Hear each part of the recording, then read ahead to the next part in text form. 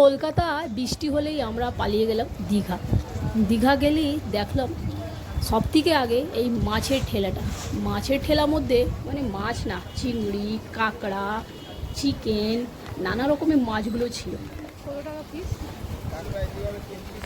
যেটা দেখতে মনে হচ্ছিল কি সবটাই খেয়ে নিই, বাট সেটা আমি খেতে পারলাম না। আমার একদিন থাকে, সেদিন আমি এই সব জিনিস খাই না। আমি দেখছিলাম এরা খুব ভালো করে কাঁকড়াগুলোটা গুছিয়ে রাখছিল। দামও সেরকম 200 টাকা নিয়ে 100 টাকা বা 80 টাকা করে এরা কাঁকড়া দিচ্ছিল। 2 পিস 3 পিস সবগুলো সাইজে অনুসার ছিল।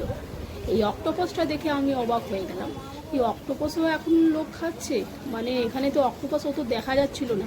আর দীঘা গেলে অক্টোপাস তো সেটা আমরা দেখতামই না। এখন অক্টোপাস যত আছে সব কিছুই আমরা দেখতে পাচ্ছি।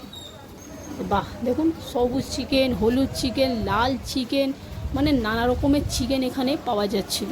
সবটাকে মশলা, লাল গুঁড়ো লঙ্কা দিয়ে মাখিয়ে সাজিয়ে রেখে দিয়েছে। কিছু চিকেনগুলোটাকে একটু শিক দিয়ে টাঙিয়ে রেখেছে, ঝুলিয়েও রেখেছে। এই দেখুন চিংড়িগুলোটাকে কি মাছ আছে, কী মাছ এটাকে বলা যায়, কী যে মাছ বললো আমি সেটা নামই জানতে পারছি না। অনেকগুলো মাছ ছিল, নানা রকমের নাম বলছিল, সেটা আমি শুনছিলাম, ভাল লাগছিল, দেখতেও ভাল লাগছিল। চিংড়িও ছিল, বাগদা চিংড়িও এখানে ফ্রাই করে রাখা আছে, ছোট চিংড়িও আছে, সেটা অনেকগুলো ফ্রাই করে 50 টাকা প্লেট করে দিচ্ছিল।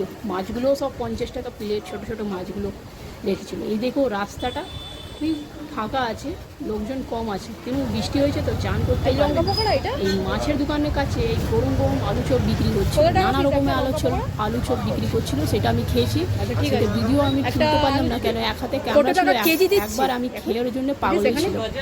এই দেখো দীঘা বাজার, খুবই ফ্রেশ তরকারি এখানে পাওয়া যাচ্ছে। আজকে তো শুনেছি 500 টাকা। এই বাজারে সবজি, মাছ সব বিক্রি হচ্ছিল। নানা রকমের মাছগুলো কি ফ্রেশ, দেখতে চকচক একদম দেখতে লাগছিল। এখানে মাছ, মাংস সব কিনে আপনারা বাসন ভাড়াতে নিয়ে রান্নাও করতে পারেন। রান্না নাও করতে পারলে এখানে বাজারে একটা রান্নাঘরে দোকান আছে, সেখানে আপনার যা খুশি আছে দোকানে দিয়ে দাও। সে কিলো হিসাবে 150 টাকা 120 টাকা করে আপনার রান্নাটা তৈরি করে আপনার হাতে দিয়ে দেবে। সে মশলা, তেল, ঝাল, নুন, পেঁয়াজ সব দেবে। শুধু আপনাকে টাকা দিতে হবে, আর কিছু দিতে হবে না।